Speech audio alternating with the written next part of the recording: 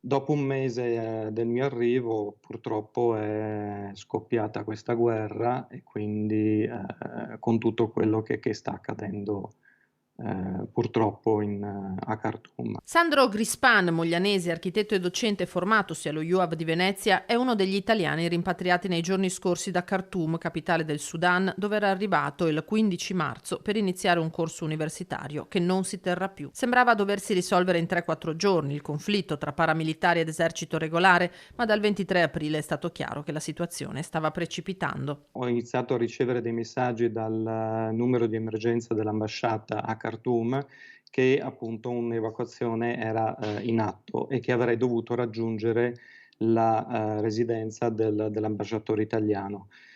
Io mi trovavo a 3 chilometri, 3, 4 chilometri da quel posto e, dovevo raggiungerlo con un mezzo proprio.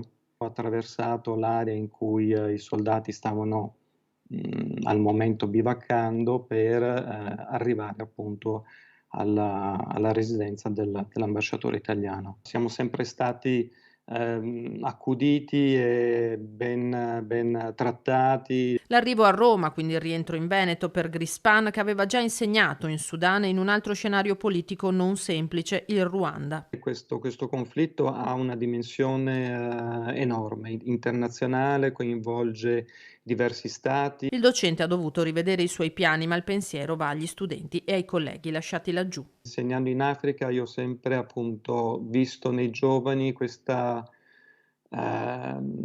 le difficoltà con cui loro, cercano di studiare, cercano di rapportarsi anche a una normalità che vedono in altre nazioni, ed è proprio, tristezza che si prova nell'immaginare qual è la realtà in cui sono ora. C'è una realtà ancora, estremamente drammatica in corso, tragica per tutto quello che sta accadendo, e il pensiero va sicuramente a chi è rimasto lì, a quello che sarà dopo, come la vita dovrà riprendere.